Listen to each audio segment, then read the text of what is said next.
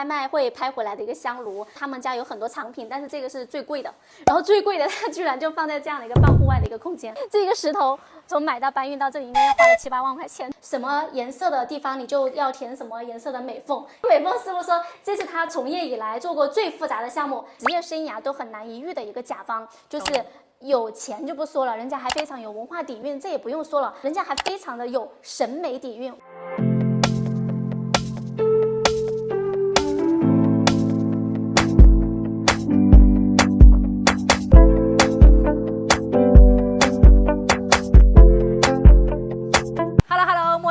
Hello， 苏比。哇，你这个院子啊，真看上去就像是在新加坡一样，感觉他们就有很多这种很西洋的这种曲线的面的这种元素的这种结构。像这个项目里面，你会看到，一进来这个地砖，包括这个鞋柜，都是这种青绿色的。我觉得它就很有南洋的这种植物的这种呼吸感。对。我好想给你们说一下，这个是他们在拍卖会拍回来的一个香炉，他们家有很多藏品，但是这个是最贵的。然后最贵的它居然就放在这样一个半户外的一个空间。一进来这个家，我的确是觉得非常非常的舒服。我一直感觉到四面八方它的风和它的气流都在动，所以我感觉它是一个很灵动的家。其实这个应该是400平多一点点，不算一个很大的别墅了。然后它做了几个房间？它其实整个房间只留了4间你像这里原来呢就是一面石墙上去，包括那个满洲窗也原来都是石墙。这个植物春雨的地方它原来是楼梯的位置，我就直接把这个楼梯改了位置，改到我们屏风后面，做成了一个旋转的观赏梯。然后这个楼梯我们直接把它做成室外空间，几乎是除了最需要这个私密空间的卧室区域，其他的空间全部都产生了互动。你比如说下雨在这里可以直接的感受到我们的这个家庭图书馆，包括茶室啊、餐厅啊，它的整个空间都是做到了最大化的一个交互。所以你刚刚讲到的这种自然环绕和通透的能量的这种场域的感觉，就会觉得为什么我们在这个地方马上开始就是治愈起来。职业生涯都很难一遇的一个甲方，就是有钱就不说了，人家还非常有文化底蕴，这也不用说了，人家还非常的有审美底蕴。为什么这样讲站在这个主景前面本来这个结构它就是一个很普通的一个过廊，这里面都是那个混凝土的一个路面。你像这里就是黄总自己提出来，他说我觉得这里可以形成我们客厅的一幅画，就是一个主景跟太湖石的一个结合。这个空间它就像一个画的一个框景，框到咱们室内来。前期方案阶段，我们光这种方案的这种探索，大家我们在平面布局上最少都是出了7、8上10个方案。你知道到最后我们给黄总去沟通设计的时候，我都不叫设计汇报，我们是叫设计逻辑汇报。你们真的是知音，伯牙子期都遇到了。整个这个空间当中，除了玻璃之外，最大的元素就是木头，就是木地板和楼上的这些原木的整个很体现出这个家的温润吧。其实一般人他不敢这么用，但是我觉得像在这个空间里面呢，它有这么大的这种空间体量，它够高，所以它全部都是木头，也不会觉得很压抑。对，不会。所以就是有时候你得去做一些大胆的尝试跟探索。你比如说像这个地毯，是浓郁的这种很热情的奔放的元素在里面，所以整个空间它虽然很肃静，但是这个地毯它立马就可以把这个氛围调动起来。对。然后再比如说像这个屏风，其实还是蛮有意思的这个屏风这一组你可以看到的都是纯手绘的。它里面你可以看到就是有一些这种裂纹的处理，同时呢这个漆你用手就是摸到上面，它的这个质感非常强，它是有这种层次感的，这个叫非遗堆漆的工艺。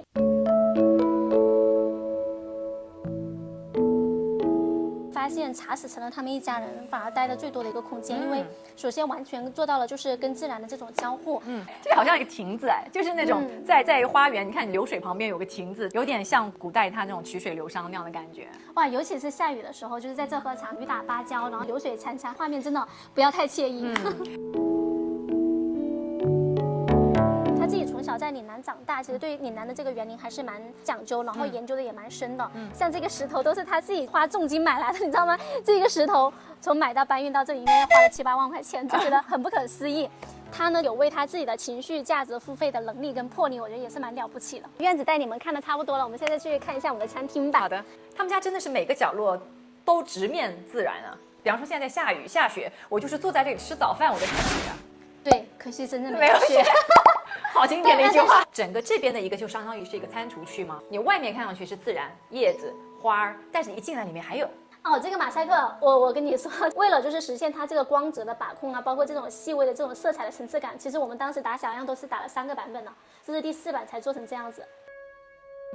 我们是把中厨、西厨把它整合在了一个相对大的空间里面，我们所开的每一面窗都可以做到跟自然最大化的一个交互，在这样的厨房里面做的饭一定都会更香一些。对，这里洗碗很 OK 啊，在这可以洗1个小时碗，看着前面那个鱼儿在那里游，然后在那里洗碗，很惬意，很享受，很漂亮，而且你在这边用的颜色也很统一，就还是有一种灰灰绿绿的感觉。但这里面非常讲究，我跟你说，这个大理石这个桌面，这是我换的第2块。我们在厨房那边我就挑了一个特别有艺术气息的这种绿色的岩板，还有个细节就是那个油烟机后面侧边都是用的岩板，但是这个岩板的颜色跟其他区域的这个涂料的颜色几乎是一致的。是啊，又要考虑它整个呈现出来这种清爽，但同时还要考虑它的打理跟维护的问题。所以实用和美学必须兼顾。这个家政间真的是麻雀虽小五脏俱全的感觉。2台洗衣机、2台烘干机，还有1台小的洗衣机，全部收整在这个空间里面了，就是实用性非常强。其实这个我是觉得。因为我已经用过这个厕所了，朋友们刚才，我会觉得虽然它小，但是它功能非常好。个人使用的一个卫生间，它整个就是这个动线，这里用完卫生间，然后这里就是洗手。同时呢，这个洗手盆它还满足了我们家政功能，就是有一个搓衣池的这个部分。包括像这个柜子里面，我们打开都可以看到我们家里的一些这种实用性非常强的家政的工具，全部收整在这里面了。你知道这个吗？它是那个老的下麻布，会给人很有温度，然后还同时很有呼吸感。可以这么形容啊？我觉得是中式老钱。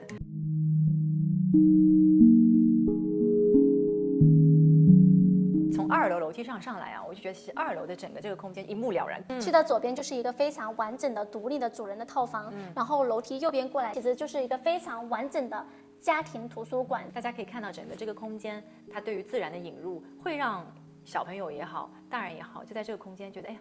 又很安静了，又想这样坐着那边，所以的确是很容易聚精会神的，可以让大家去学习起来。对，就是这个房子最大的一个特色就是你会看到啊，不论是1楼还是2楼，就是你游走在每一个窗户的前面，你都能感受到你是最大尺度并且最近距离的在拥抱自然。会看到就是整个高低床，它这个2楼都是直接挑空出来的，在墙面就大面积的织了一些钢板，在这个基础上，我们再做这样高低床的一个构造，它就会看起来很轻盈。然后包括把楼梯放在这里面，也是为了让它不要影响到整个空间的采光啊，包括景观，就是进入到室内来。然后还有一个小细节，虽然说这个空间里面我是希望它做的就是轻盈现代一些，但是在这里面我还是把海棠的玻璃的这个元素呢，在这里面做了衍生，就是让它有一些艺术的孔洞，然后风格上也能跟室外的空间有一个呼应。这边其实算是一个孩子的一个学习区，对不对？这是他们俩就是自主在这里学习啊、看书的地方，然后平时他们家庭这个授课是在家庭图书馆那边。这个角落是设置了一个就是家长的一个伴读位。哦，这里是一个家长的伴读位，对对对，就是给家长做的。大家待会儿可以仔细看一下这里面特写，他把这个空调的开关都安排在里面。其实我觉得这点非常的有巧思，我们家遥控就经常找不到。墙面很多人进来都以为是墙布，就很像墙纸，其实不是的，它是墙砖来的。但是因为我们提出了一些几乎变态的要求，我们对美缝师说，我说你这个缝啊，什么颜色的地方你就要填什么颜色的美缝。你看这里就是灰色的美缝、白色的美缝、黄色的美缝。然后美缝师傅说，这是他从业以来做过最复杂的项目，在这些细节的地方，我们还是真的是下了很大的功夫的。其实像这个盆，我觉得也是蛮值得一说的。你知道，两个男孩子因为住在一个空间，这是他们俩共用的这个洗手盆，所以我们就做了一个大的水槽。我们用这个食材还是用的蛮大胆的，这么骚气的这个颜色的食材很少人敢用，但是我们用在这个项目里面，你会发现契合度很高，很高，而且把整个这种空间这种浪漫的氛围给调动起来了。而且我觉得你们的确很大胆，他竟然把两个龙头这样撇，这个真的是很特别哦。